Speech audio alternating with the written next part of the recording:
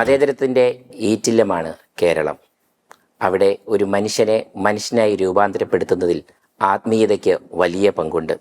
അത്തരത്തിൽ കേരളത്തിലെ സാമൂഹ്യ, സാംസ്കാരിക, രാഷ്ട്രീയ പൊതുയിടങ്ങളിൽ തൻ്റേതായ വ്യക്തിമുദ്ര പതിപ്പിച്ച പാളയം പള്ളിയുടെ ചീഫ് ഇമാം ഡോക്ടർ വി പി സുഹൈബ് മൗലവിയാണ് ഇന്ന് നമുക്ക് ഈ ദിനത്തിൽ പങ്കുചേരുന്നത്. ഉസ്താദിന് നമസ്കാരം. എനിക്ക് തോന്നുന്നു വലിയ പെരുന്നാൾ ദിനമാണ്. ഉസ്താദിന് വലിയ തിരക്കുള്ള ദിവസമാണ്. ഈ വലിയ പെരുന്നാളിൻ്റെ ഒരു വലിയ ആത്മീയ സന്ദേശം എങ്ങനെയാണ് ഉസ്താദ് കാഴ്ചപ്പാടിൽ കാണുന്നത്? ആദ്യമായിട്ട് എല്ലാ പ്രേക്ഷകർക്കും എൻ്റെയും ബലിപെരുന്നാൾ ആശംസകൾ നേരുകയാണ്. ബലിപെരുന്നാൾ എന്ന് പറഞ്ഞാൽ അത് ത്യാഗത്തിൻ്റെയും സമർപ്പണത്തിൻ്റെതുമായ വലിയൊരു ആഘോഷമാണ്. ഇതിൻ്റെ ചരിത്രം അബ്രഹാം പ്രവാചകനിലേക്ക്, ഇബ്രാഹിം നബി അലൈഹിസ്സലാം ഈ പ്രവാചകനിലേക്കാണ് ഇതിൻ്റെ ചരിത്രം എത്തി നിൽക്കുന്നത്. ചരിത്രത്തിൽ ഇപ്രകാരമാണ് കാണുന്നത്. ഇബ്രാഹിം നബിക്ക് സ്വപ്നദർശനമുണ്ടായി. അദ്ദേഹത്തിൻ്റെ പ്രിയപുത്രൻ ഇസ്മായിലിനെ ബലി നൽകാനുള്ള സ്വപ്നദർശനം. സത്യത്തിൽ അതൊരു പരീക്ഷണമായിരുന്നു. അതിലൂടെ ബലി നൽകുക എന്നതായിരുന്നില്ല ഉദ്ദേശിച്ചിരുന്നത്. പക്ഷേ ആ സ്വപ്നദർശനം, പ്രവാചകന്മാരുടെ സ്വപ്നദർശനം എന്ന് പറയുന്നത് അത് ദിവ്യ വെളിപാടിൻ്റെ ഭാഗം കൂടിയാണ്. അതിനെ പ്രാവർത്തികമാക്കാൻ അബ്രഹാം പ്രവാചകൻ ഇബ്രാഹിം നബി അലൈഹിസ്സലാം തയ്യാറാവുന്ന ഘട്ടത്തിലാണ് അള്ളാഹു പറയുന്നത്, ഇതൊരു പരീക്ഷണമായിരുന്നു. പരീക്ഷണത്തിൽ ഓ ഇബ്രാഹിം, താങ്കൾ വിജയിച്ചിരിക്കുന്നു. യഥാർത്ഥത്തിൽ താങ്കളുടെ ദൈവത്തോടുള്ള സ്നേഹം എത്രത്തോളമുണ്ട് എന്ന് പരീക്ഷിക്കുക മാത്രമായിരുന്നു ഇതുകൊണ്ട് ലക്ഷ്യമാക്കിയിരുന്നത്. താങ്കളുടെ പുത്രനെ എന്നല്ല, ലോകത്ത് ഒരു മനുഷ്യജീവനെയും ഹനിക്കുന്ന ഒരു സാഹചര്യം ഉണ്ടാവാൻ പാടില്ല. അതുകൊണ്ട് താങ്കൾ ഒരാടിനെ ബലിയായിട്ട് നൽകുക. അതാണ് ഈ ബലിപെരുന്നാളിൻ്റെ ചരിത്രം എന്ന് പറയുന്നത്. അബ്രഹാം പ്രവാചകൻ ആ വലിയ പരീക്ഷണത്തിൽ വിജയിച്ചതിൻ്റെ സന്തോഷം അതാണ് ലോകത്തുടനീളമുള്ള വിശ്വാസികൾ ബലിപെരുന്നാളിലൂടെ പ്രകടിപ്പിച്ചു കൊണ്ടിരിക്കുന്നത്. അപ്പം ദൈവസ്നേഹം അത് മനുഷ്യസ്നേഹമായിട്ട് പരിവർത്തിപ്പിക്കുക, ഇതാണ് ബലിപെരുന്നാളിൻ്റെ ഏറ്റവും വലിയ സന്ദേശം. ജനസേവനമാണ് ഏറ്റവും വലിയ ദൈവാരാധന, അതല്ലെങ്കിൽ ജനസേവനം ദൈവാരാധനയാണ്. ഇത് എവിടെയും അംഗീകരിക്കപ്പെട്ട ഒരു ആപ്തവാക്യമാണ്. മതങ്ങളിലും യഥാർത്ഥത്തിൽ ഈ ആപ്തവാക്യത്തിൻ്റെ ഉള്ളടക്കമുണ്ട് എന്നതാണ് നമ്മൾ മനസ്സിലാക്കേണ്ടത്. അതുകൊണ്ട് ദൈവപ്രീതി നേടിയെടുക്കാൻ വേണ്ടി മനുഷ്യരിലേക്ക് കൂടുതൽ ചേർന്ന് നിൽക്കുക എന്നുള്ളതാണ് ബലിപെരുന്നാൾ അടക്കമുള്ള എല്ലാ ആത്മീയാഘോഷങ്ങളും അർത്ഥമാക്കുന്നത് എന്നുള്ളതാണ്. നാളെ ദൈവം തമ്പുരാൻ മനുഷ്യനെ അഭിമുഖീകരിച്ചുകൊണ്ട് ചോദിക്കുന്ന ഒരു ചോദ്യം, അല്ല മനുഷ്യ, ഞാൻ വിശന്നപ്പോൾ എന്തേ നീ എനിക്ക് ഭക്ഷണം നൽകാതിരുന്നത്? ദൈവം മനുഷ്യനോട് ചോദിക്കും. മനുഷ്യൻ ദൈവത്തോട് ചോദിക്കും, ദൈവമേ, നീ എങ്ങനെ വിശക്കാനാണ്? നീയല്ലേ മാലോകർക്ക് മുഴുവനും ഭക്ഷണം നൽകുന്നത്? ഇവിടെ ദൈവത്തിൻ്റെ മറുപടി ഇതാണ്. എനിക്ക് വിശക്കുക എന്ന് പറഞ്ഞാൽ മനുഷ്യന് വിശക്കലാണ്.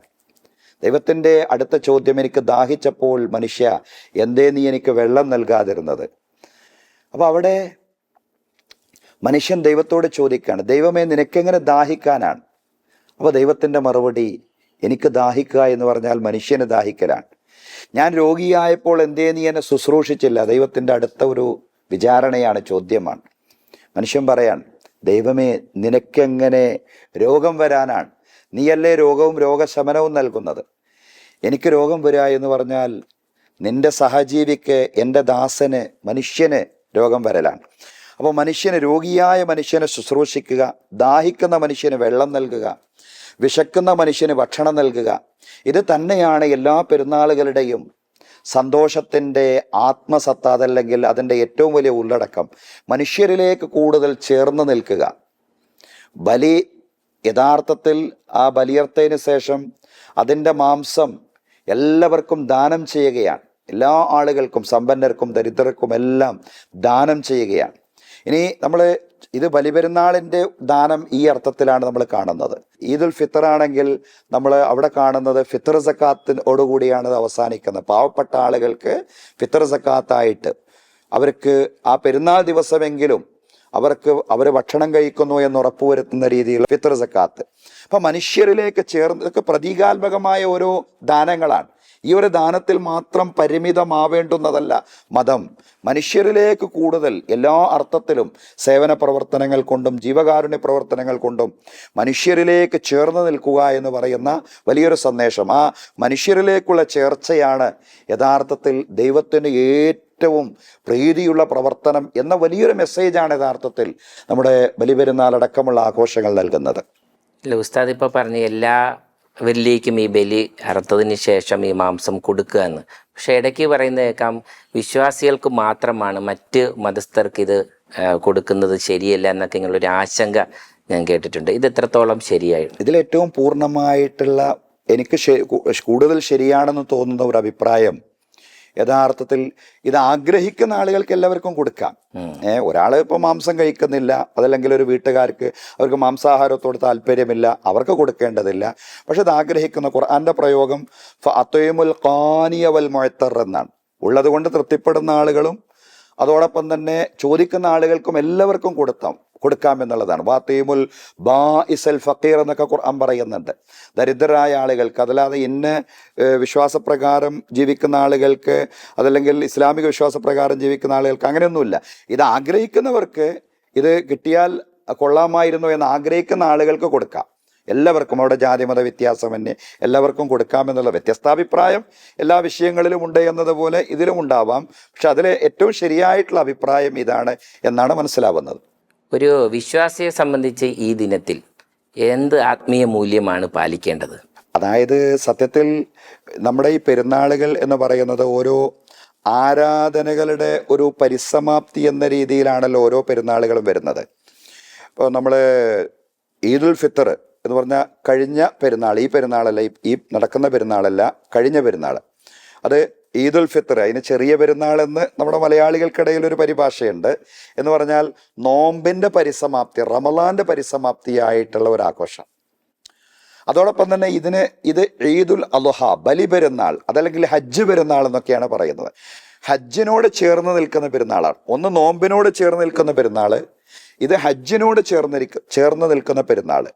അതോടൊപ്പം തന്നെ ദുൽഹജ്ജ് മാസത്തിൻ്റെ ആദ്യ 10 എന്നൊക്കെ പറഞ്ഞാൽ അത് ആരാധനകൾക്ക്, പുണ്യകർമ്മങ്ങൾക്ക് പ്രത്യേകം മഹത്വമുള്ള 10 അതിൻ്റെ അവസാനത്തെ ദിവസമാണ്, 10ാമത്തെ ദിവസമാണ് പെരുന്നാൾ. അപ്പം യഥാർത്ഥത്തിൽ ആ ആരാധനകളുടെ ചൈതന്യം കാത്തു സൂക്ഷിക്കുന്ന രീതിയിലാവണം ഈ ആഘോഷം. ഈ നമ്മുടെ ഈ പറയുന്ന ഹജ്ജ് അടക്കം, ഈ നേരത്തെ നമ്മൾ നോമ്പിനെ സംബന്ധിച്ച് പറഞ്ഞു, റമളാൻ അതിൻ്റെ ഒരു പരിസമാപ്തി, റമളാന്റെ ആ ഒരു ഈദുൽ ഫിത്തറും ഇപ്പോൾ നമ്മൾ നടക്കുന്ന ഈദുൽ അദ്ഹ, അത് പറഞ്ഞാൽ ഹജ്ജിൻ്റെ ഹജ്ജ് അവിടെ നടക്കുമ്പോൾ അതിനോട് ചേർന്ന് നിൽക്കുന്ന, അതിനോട് ഐക്യദാർഢ്യം അറിയിക്കുന്ന രീതിയിലുള്ള ഒരു പെരുന്നാൾ, അതാണല്ലോ ഈ ഹജ്ജ് പെരുന്നാൾ എന്ന് പറയും. അപ്പോൾ ഈ ആരാധനകളുടെയൊക്കെ വലിയൊരു മെസ്സേജ്, ആത്മീയതയുടേതായ വലിയൊരു സന്ദേശമുണ്ട്. ആ ഒരു സന്ദേശത്തിനും ഉള്ളടക്കത്തിനുമൊക്കെ ഒരു ചേർന്ന് നിൽക്കുന്ന രീതിയിലുള്ള ഒരു ആഹ്ലാദ പ്രകടനവും സന്തോഷവും ഒക്കെ ആയിരിക്കണം ഇതിലുണ്ടാവേണ്ടത്. ഈ ആരാധനകളുടെ ചൈതന്യത്തിനൊന്നും ചേർന്ന് നിൽക്കാത്ത രീതിയിലുള്ള വ്യതിചലിച്ച, അതല്ലെങ്കിൽ അരാജകത്വത്തിലും അധാർമികതയിലുമൊക്കെ ഏർപ്പെടുന്ന രീതിയിലുള്ള ആഘോഷങ്ങൾ ഒരിക്കലും പാടില്ല.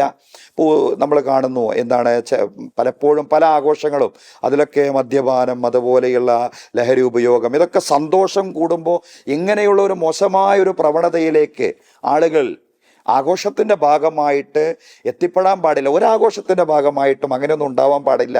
പെരുന്നാളിൻ്റെ ഭാഗമായിട്ട് പ്രത്യേകിച്ചും ഉണ്ടാവാൻ പാടില്ല.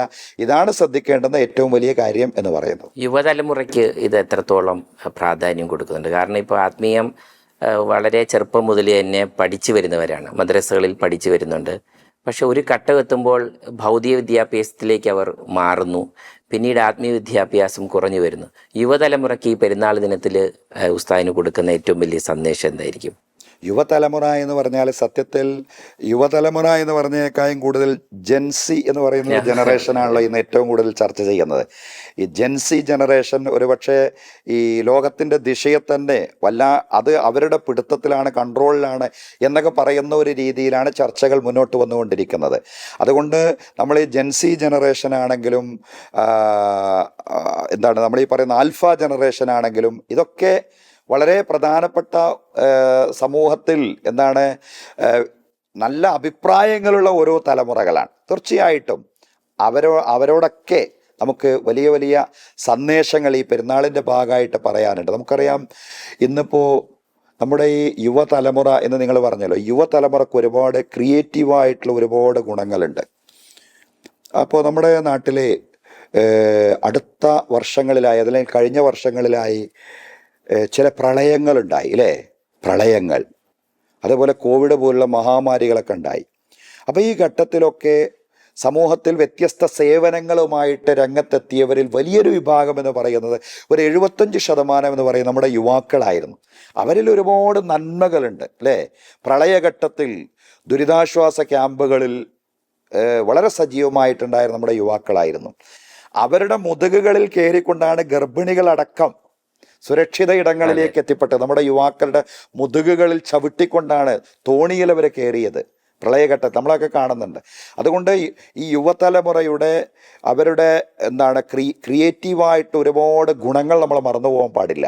തീർച്ചയായിട്ടും അതിനെ പ്രോത്സാഹിപ്പിക്കുന്ന രീതിയിലുള്ള, അതിനെ എൻകറേജ് ചെയ്യുന്ന രീതിയിലുള്ള സമീപനങ്ങൾ മുതിർന്നവരായ നമ്മുടെ ഭാഗത്തു നിന്നുണ്ടാവണം. അത് നമ്മളോട് പറയാനുള്ളത്, യുവാക്കളോട് പറയാനുള്ളതല്ല.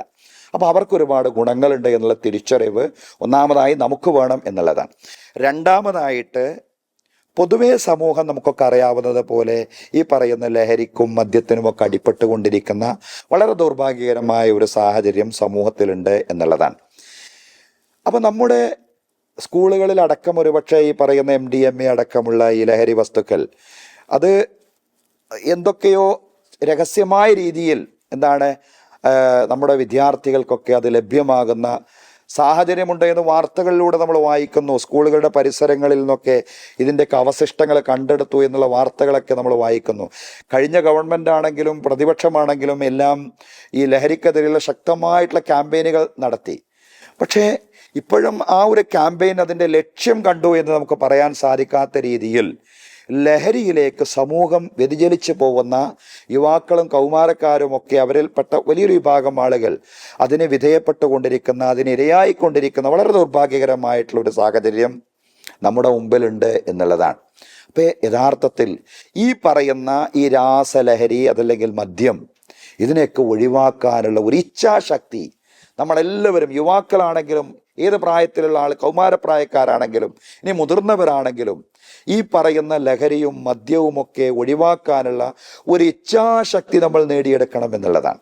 അതാണ് നമ്മൾ ഈ ആരാധനകളൊക്കെ സത്യത്തിൽ നമ്മളെ ഇച്ഛാശക്തി നേടിയെടുക്കാൻ, നമ്മളെ സ്വയം നിയന്ത്രിക്കാനുള്ള ഒരു ശേഷി നമ്മൾ നേടിയെടുക്കാൻ വേണ്ടിയിട്ടുള്ളതാണ് ഈ ആരാധനകൾ എന്നെല്ലാം പറയുന്നത്. അത് നമ്മൾ നേടിയെടുക്കുക എന്നുള്ളതാണ് എൻ്റെ പ്രിയപ്പെട്ട യുവാക്കളോടും കൗമാരപ്രായക്കാരോടും എല്ലാം പറയാനുള്ളത്. അതോടൊപ്പം തന്നെ നമ്മുടെ യുവാക്കൾക്കും കൗമാരപ്രായക്കാർക്കുമെല്ലാമുള്ള അവരുടേതായിട്ടുള്ള ഈ കഴിവുകളെ പ്രോത്സാഹിപ്പിക്കുന്നിടത്ത് അവർ മോശക്കാരാണ്. ഈ അടുത്ത് നമുക്കൊക്കെ അറിയാവുന്ന പോലെ പുതിയൊരു ഒരു ഓൺലൈനിലാണെങ്കിലും ഒരു പ്രത്യേക രാഷ്ട്രീയ സംവിധാനമൊക്കെ രംഗപ്രവേശം ചെയ്തിട്ടുള്ള ഒരു കാലമാണ്.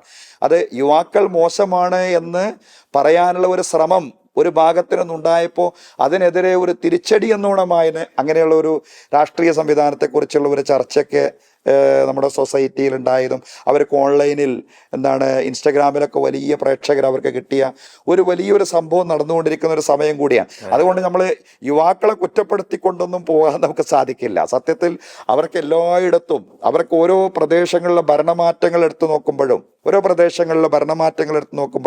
ജെൻസി അവർക്കാണല്ലോ നല്ല അവരുടെ അഭിപ്രായങ്ങൾക്കൊക്കെ നല്ല പരിഗണന ലഭിച്ചിട്ടുണ്ട് എന്നുള്ളതാണ്.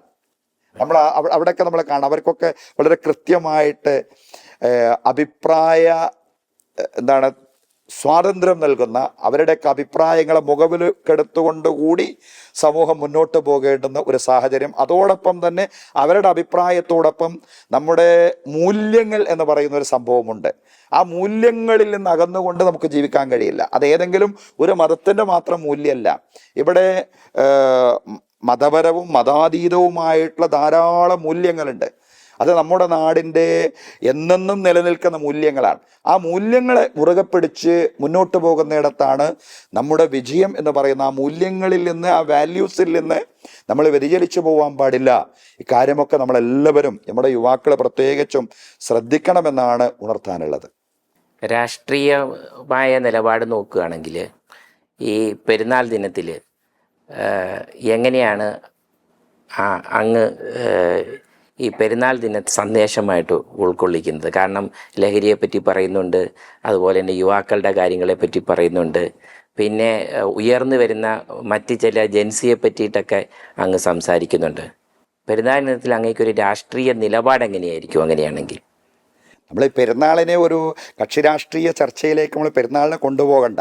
നമ്മുടെ പെരുന്നാൾ എന്ന് പറയുമ്പോൾ എല്ലാവരുടെയും പെരുന്നാളാണ്, എല്ലാ രാഷ്ട്രീയത്തിൽപ്പെട്ട ആൾക്കാരുടെയും പെരുന്നാളാണ്. അതോടൊപ്പം തന്നെ പെരുന്നാളിനൊരു വിശ്വാസപരമായിട്ടുള്ളൊരു ബേസ് ഉണ്ടെങ്കിൽ പോലും നമ്മുടെ പെരുന്നാൾ എന്ന് പറയുമ്പോൾ എല്ലാവർക്കും സന്തോഷിക്കാനുള്ള ഒരു അവസരമായിട്ട് മാറപ്പോൾ പെരുന്നാൾ എന്ന് മാത്രമല്ല, നമ്മൾ അങ്ങനെയാണല്ലോ നമ്മുടെ നാടിൻ്റെ ഓരോ ആഘോഷങ്ങളും, അത് ഓണാണെങ്കിലും ക്രിസ്മസ് ആണെങ്കിലും നമ്മളെല്ലാവരും പരസ്പരം സന്തോഷങ്ങളും ആഹ്ലാദങ്ങളുമൊക്കെ പരസ്പരം പങ്കുവെക്കുന്ന ഒരു നിലപാടാണല്ലോ രാഷ്ട്രീയം എന്ന് പറഞ്ഞാൽ. നന്മയുടെ രാഷ്ട്രീയം, നീതിയുടെ രാഷ്ട്രീയം, സത്യത്തിൻ്റെ രാഷ്ട്രീയം എവിടെയും വിജയിക്കട്ടെ എന്നുള്ളതാണ് ഈ പെരുന്നാൾ ദിനത്തിലും. നന്മയുടെയും സത്യത്തിൻ്റെയും നീതിയുടെയും നിലപാടുകൾ അത് രാഷ്ട്രീയ രംഗത്തും മുറുകെ പിടിച്ചുകൊണ്ട് അവർഗീയമായിട്ടുള്ള മതേതരമായിട്ടുള്ള നിലപാടുകൾ മുറുകെ പിടിച്ചുകൊണ്ട് നമ്മൾ രാഷ്ട്രീയത്തിലും സാമൂഹ്യ ജീവിതത്തിലും ഒക്കെ മുന്നോട്ട് പോവുക എന്നുള്ളതാണ്.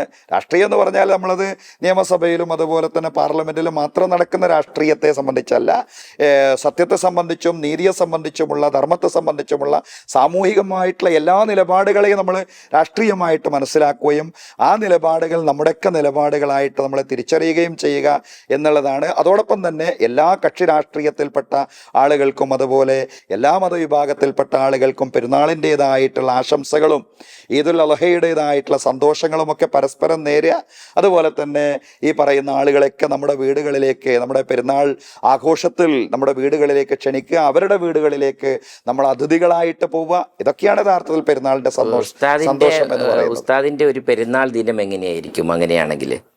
ഇപ്പം എൻ്റെ പെരുന്നാൾ ദിനം എന്ന് പറയുന്നത് നമ്മുടെ പള്ളിയിലെ നമ്മുടെ ഈദ്ഗാഹ് കൊണ്ടാണല്ലോ തുടങ്ങുക. അപ്പോൾ മഴയില്ലാത്തൊരു സാഹചര്യമാണെങ്കിൽ നമ്മൾ ഈദ്ഗാഹ് ഉണ്ടാവും.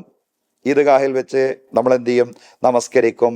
അതുപോലെ തന്നെ പ്രാർത്ഥനയ്ക്ക് വേണ്ടി വന്നിട്ടുള്ള ആളുകൾ, നമസ്കാരത്തിന് വേണ്ടി വന്നിട്ടുള്ള ആളുകൾ അവരുടെ മുമ്പിൽ ചെറിയൊരു സന്ദേശം, ഈദ് സന്ദേശം നൽകും. അതൊക്കെയാണ് ഈദ്ഗാഹിൽ നടക്കുക. നമസ്കരിക്കുക, അത് കഴിഞ്ഞിട്ട് ഈദ് സന്ദേശം നൽകുക, അത് കഴിഞ്ഞിട്ട് നമുക്കൊക്കെ അറിയാലോ അവിടെ വന്നിരിക്കുന്ന ആളുകൾ വിശ്വാസികളായിട്ടുള്ള ആളുകളുണ്ടാവും, അതുപോലെ സഹോദര സമുദായങ്ങളിൽപ്പെട്ട ആളുകളുണ്ടാവും, അതുപോലെ മാധ്യമപ്രവർത്തകരുണ്ടാവും. അവർക്കൊക്കെ നമ്മൾ പെരുന്നാളിൻ്റെ ആശംസകൾ അറിയിക്കുക, പരസ്പരം അങ്ങോട്ടും ഇങ്ങോട്ടും പെരുന്നാൾ ആഹ്ലാദങ്ങൾ പങ്കുവെക്കുക. അതിനുശേഷം നമ്മുടെ സ്വഭവനങ്ങളിലേക്ക് എല്ലാവരും വീടുകളിലേക്ക് തിരിച്ചു പോയിക്കൊണ്ട് നമ്മൾ എന്ത് ചെയ്യുക? പെരുന്നാളിൻ്റേതായിട്ടുള്ള വിഭവങ്ങളൊക്കെ വീടുകളിൽ തയ്യാറായിട്ടുണ്ടാവും. അതല്ലെങ്കിൽ തയ്യാറായിട്ടില്ലെങ്കിൽ അത് തയ്യാറാക്കുക, അതിനുശേഷം നമ്മളത് കഴിക്കുക. സ്വാഭാവിക ദിവസം പോലെ അങ്ങ് തുടരുകയാണ്. സ്വാഭാവികം. പിന്നെ അതിന് ശേഷം നമുക്ക് എവിടെയെങ്കിലുമൊക്കെ ടൂറോ അതുപോലുള്ള കാര്യങ്ങളൊക്കെ ചെറിയ മറ്റു പൊതുപരിപാടികളൊന്നും ഉണ്ടാവില്ല അന്ന്. പക്ഷേ ഈ പെരുന്നാളിന് ചെറിയ പൊതുപരിപാടികളൊക്കെ വന്നിട്ടുണ്ട്. ചെറിയ രീതിയിൽ അതൊക്കെ ഒന്ന് അറ്റൻഡ് ചെയ്ത് നമുക്ക് കുടുംബത്തിലേക്ക് തന്നെ തിരിച്ചെത്താൻ പറ്റുന്ന ഒരു പാളയിമാം എന്ന് പറയുമ്പം എല്ലാവരും കാണുന്നത് വലിയ മതേതരത്തിൻ്റെ പ്രഭാഷണം അല്ലെങ്കിൽ സാംസ്കാരിക ഇടങ്ങളിലുള്ള സാന്നിധ്യം ഇങ്ങനെയൊക്കെയാണ്. പക്ഷെ ഉസ്താദിനെ പറ്റിയിട്ട് എനിക്ക് തോന്നുന്നു വേണ്ടത്ര രീതിയിൽ കേരള ജനതയ്ക്ക് അറിയുകൂടാ. ചെറുപ്പം എങ്ങനെയായിരുന്നു, വളർന്നത്, പഠിച്ചത്, അല്ലെങ്കിൽ ഇതൊക്കെ പറ്റിയിട്ടൊക്കെ അറിയാൻ ഒരു പക്ഷേ ആഗ്രഹം കാണും. അതായത് എൻ്റെ വീട് മലപ്പുറം ജില്ലയിലെ പെരിന്തൽമണ്ണക്കടുത്ത് ഒരു ഉൾപ്രദേശമാണ്. പെരിന്തൽമണ്ണക്ക് വളരെ അടുത്തെന്നല്ല, നിയമസഭാ മണ്ഡലം പറയുമ്പോൾ പെരിന്തൽമണ്ണ മണ്ഡലത്തിലാണ്. താഴേക്കോട് പഞ്ചായത്തിൽ അരക്കുപറമ്പ എന്ന് പറയുന്ന ഒരു പ്രദേശമാണ്. അതിൽ പുത്തൂർ എന്ന് പറയുന്ന ഒരു ചെറിയ ഗ്രാമം, അവിടെയാണ് എൻ്റെ ജന്മനാട് എന്ന് പറയുന്നത്. മാതാപിതാക്കളുണ്ട്, ഇപ്പോഴും ജീവിച്ചിരിപ്പുണ്ട് അൽഹംദുലില്ലാ. എൻ്റെ പിതാവ് ഒരു സ്കൂൾ അധ്യാപകനായിരുന്നു, ഷാഹുൽ ഹമീദ് മാസ്റ്റർ എന്നാണ് പിതാവിൻ്റെ പേര്. മാതാവിൻ്റെ പേര് താഹിറ എന്നാണ്. അപ്പോൾ എൻ്റെ മാതാപിതാക്കൾ അതാണ്. പിന്നീട് ഞങ്ങൾ മക്കളെ 5 പേരാണ്. 3 സഹോദരന്മാരും ഞാനടക്കം 3 ആണുങ്ങൾ എന്ന് പറഞ്ഞാൽ എനിക്ക് 2 സഹോദരന്മാരും അതുപോലെ 2 സഹോദരിമാരും. അങ്ങനെയാണ് ഞങ്ങളുടെ കുടുംബം എന്ന് പറയുന്നത്. എല്ലാവരും വിവാഹിതരാണ്, കുടുംബജീവിതത്തിലേക്ക് പ്രവേശിച്ചിരിക്കുന്നു. എല്ലാവരും കുടുംബജീവിതത്തിലേക്ക് പ്രവേശിച്ചിരിക്കുന്നു. അതോടൊപ്പം തന്നെ എനിക്ക് 4 മക്കളാണുള്ളത്. എനിക്ക് ഒരു പെൺകുട്ടിയും 3 ആൺകുട്ടികളുമാണ്. എൻ്റെ ഭാര്യ ഒരു ഹോമിയോ ഡോക്ടറാണ്. ഡോക്ടർ ലെമീസ് എന്നാണ് എൻ്റെ ഭാര്യയുടെ പേര്. ഇതൊക്കെയാണ് എൻ്റെ കുടുംബ വിശേഷണങ്ങൾ എന്ന് പറയുന്നത്. പഠന കാര്യങ്ങളൊക്കെ പഠിച്ചതൊക്കെ കേരള യൂണിവേഴ്സിറ്റി ആണോ അതോ കോഴിക്കോട്? ഞാൻ പഠിച്ചത് നാട്ടിൽ തന്നെയാണ്. ഞാൻ ശാന്തപുരം കോളേജിലാണ് എൻ്റെ ഒരു പ്രാഥമികമായിട്ടുള്ളൊരു പഠനം എന്ന് പറയുന്നത്. അതിനുശേഷം ഞാൻ ഖത്തർ യൂണിവേഴ്സിറ്റിയിൽ പഠിക്കാൻ സാഹചര്യമുണ്ടായി. അവിടെ നിന്നൊക്കെ മടങ്ങിയതിൻ്റെ ശേഷമാണ് ഞാൻ മഹാത്മാഗാന്ധി സർവകലാശാലയിൽ നിന്ന് PhD നേടിയത്. ഇപ്പോൾ കേൾക്കുന്ന ഉസ്താദ് ഒരു അധ്യാപകനായിരുന്നു ഇതിന് തൊട്ടു മുമ്പ് എന്നാണ് കേൾക്കുന്നത്. ഇപ്പോൾ ഈ ആത്മീയ തലത്തിലേക്ക് വരുന്നതിന് തൊട്ടു മുമ്പ് അധ്യാപന വൃത്തി കഴിഞ്ഞതിന് ശേഷമാണ് പാളയം ചീഫ് ഇമാമായിട്ട് വരുന്നതെന്ന് കേൾക്കുന്നുണ്ട്. ഞാൻ അധ്യാപകനായിട്ട് താൽക്കാലിക അധ്യാപകനായിട്ട് വിവിധ കോളേജുകളിലും അതുപോലെ തന്നെ യൂണിവേഴ്സിറ്റി ക്യാമ്പസുകളിലുമൊക്കെ ഞാൻ പ്രവർത്തിച്ചിട്ടുണ്ട്. നമ്മുടെ സംസ്കൃത യൂണിവേഴ്സിറ്റിക്ക് തിരുനാവായൊരു പ്രാദേശിക കേന്ദ്രമുണ്ട്. അവിടെ ഒരു അറബിക് ഡിപ്പാർട്ട്മെൻ്റ് ഉണ്ട്. അവിടെ ഞാൻ ഒരു 2 വർഷത്തോളം ഒരു താൽക്കാലിക അധ്യാപകനായിട്ട് അവിടെ സേവനം ചെയ്തിട്ടുണ്ട്.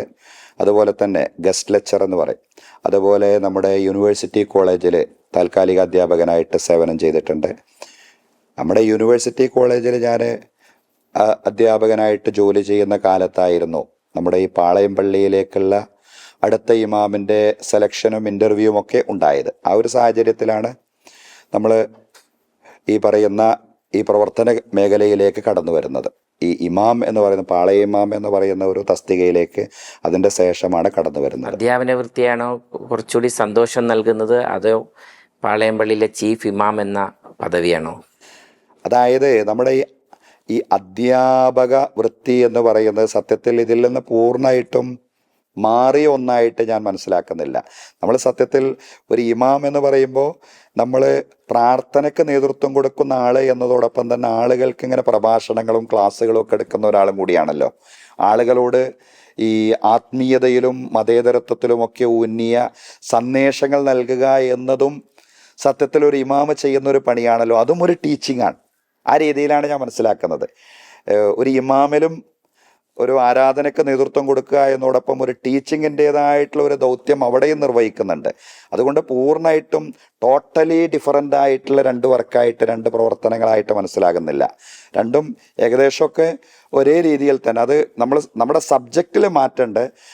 അവിടെ എനിക്ക് അറബി PhDയും കാര്യങ്ങളൊക്കെയാണ്. അതുകൊണ്ട് ഞാൻ അറബി വിഷയങ്ങളിൽ ആയിരുന്നു എൻ്റെ ഉന്നത വിദ്യാഭ്യാസ മേഖലയിലുള്ള അധ്യാപനം എന്ന് പറയുന്നത്.